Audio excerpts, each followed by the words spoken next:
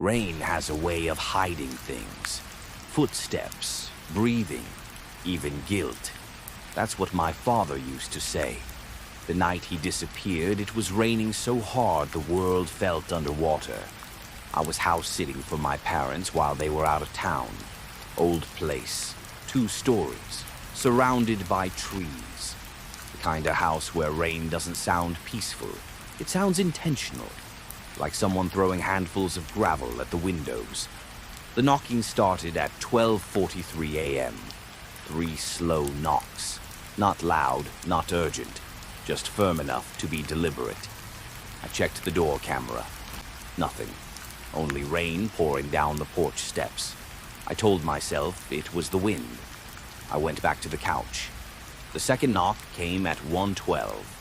Same pattern. 3 knocks. This time I felt it in my chest. When I checked the camera again, I saw a shape standing just outside the camera's range, close enough that the lens couldn't quite catch it. I opened the door. That was my first mistake. No one was there.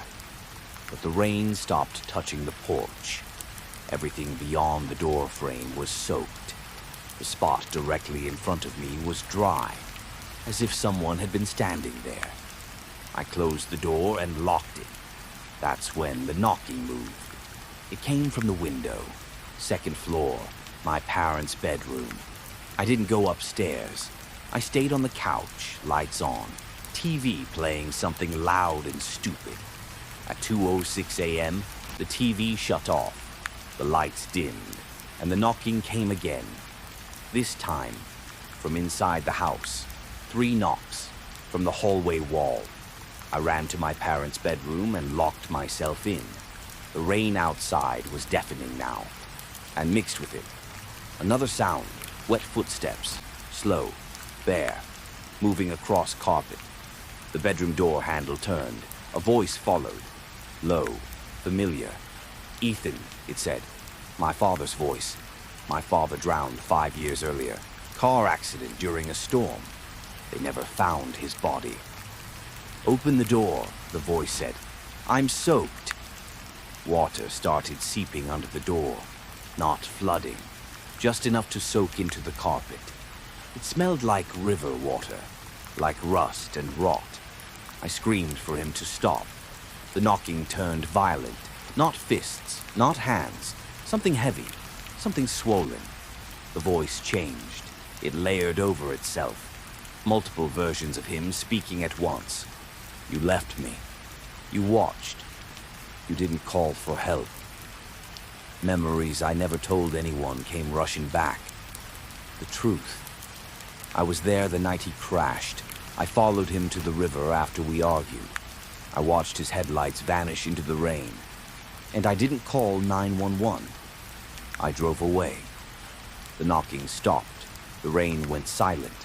The door slowly opened on its own. He stood there, bloated, skin gray and split, rainwater pouring endlessly from his mouth. But his eyes, they were calm, disappointed.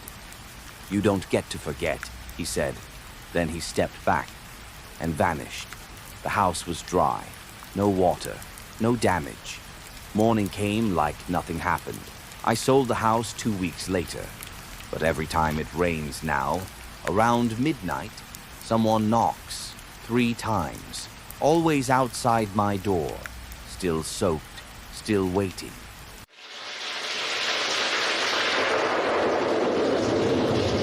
There's something about rain at night that makes distance meaningless.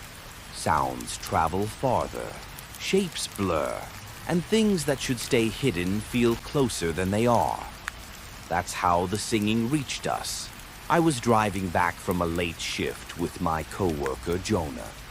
We worked security for a warehouse outside town, and that night the rain was relentless, thick, pounding sheets that erased the road ahead. Around 2:40 a.m., our car started overheating. Steam poured out from under the hood. We had no signal. The only thing nearby was an old roadside motel. The sign flickered. Vacancy. Half the letters were dead. The parking lot was empty. No cars, no lights, just rain hammering cracked asphalt. The lobby smelled like mildew and wet carpet. A bell sat on the desk. I rang it. Nothing. We decided to wait out the storm.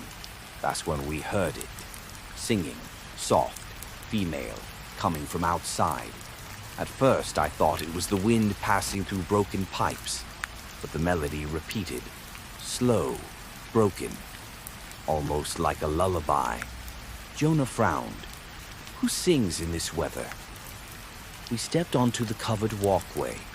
Rain poured beyond the roofline, and standing at the edge of the parking lot was a woman. She wore a long dress soaked through, clinging to her legs. Her hair hung in her face. She wasn't moving, just singing. I called out to her. She didn't respond. The song didn't stop. Another voice joined in, from farther down the road. Then another. Different pitches, same melody. 3 women now, all standing in the rain, all facing the motel, all singing. The lights flickered. One went out, then another. The parking lot dimmed, and the women moved closer, not walking, sliding, their feet never lifting from the ground. Their faces became clearer, skin pale and swollen, eyes sunken, mouths stretched too wide when they sang. Rainwater poured from them like they were hollow.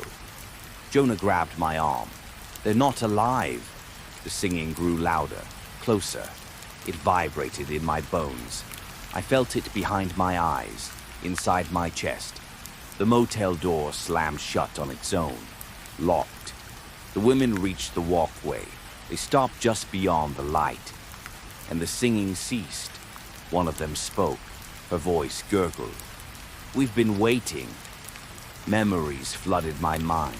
Headlines, old news stories. Women murdered along this highway decades ago. Their bodies found in ditches, always during storms, always late at night. The woman stepped forward. The rain stopped touching her. You saw us, she said, so you stay. The lights went out completely. Darkness swallowed everything, except the sound. Bare feet, wet, slapping against concrete, moving toward us. Jonah screamed. I ran. I don't remember breaking the door. I don't remember the rain hitting my face. I just ran. When I stopped, I was on the road, alone. Morning light creeping in. Police found the motel later that day. Burned down years ago. Nothing left but the sign. No bodies. No Jonah. Sometimes when it rains at night, I hear singing. And I never look toward the sound.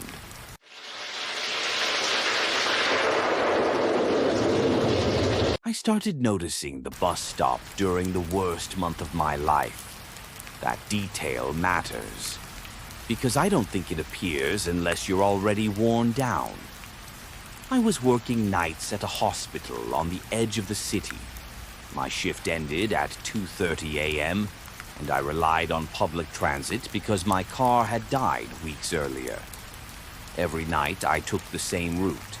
Same streets, same lights, same stops, except on nights when it rained. The first time I saw it, I thought I was imagining things.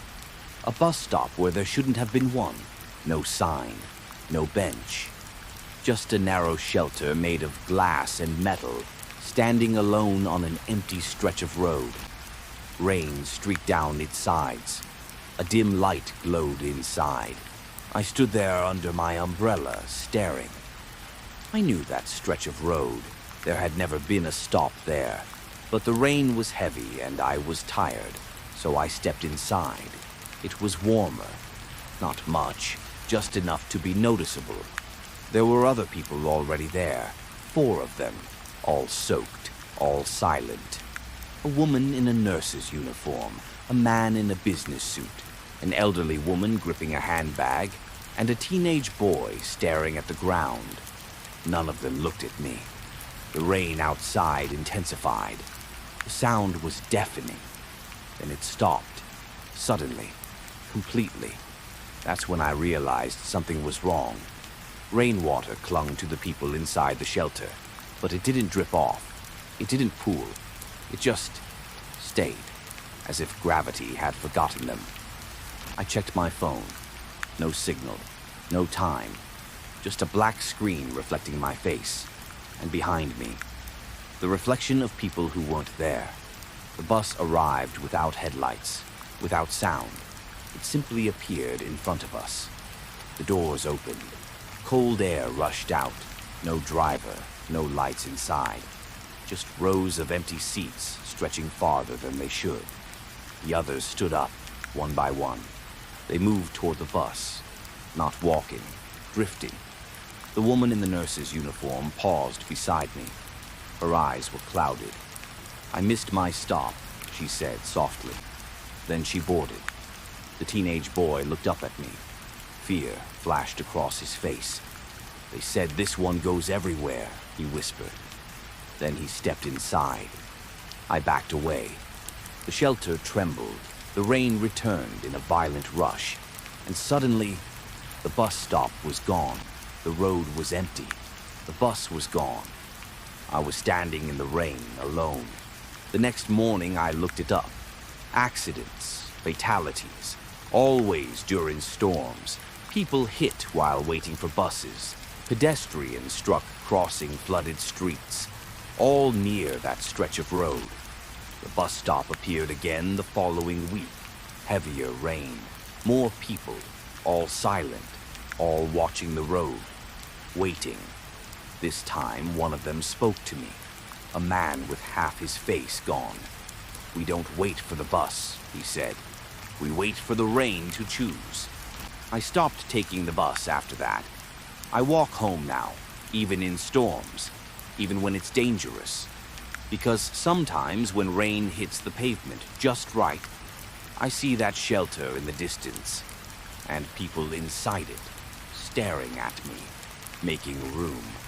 Last night, the rain followed me indoors, dripping from the ceiling, pooling at my feet, and my phone buzzed, a notification with no sender. Just one line, next stop approaching.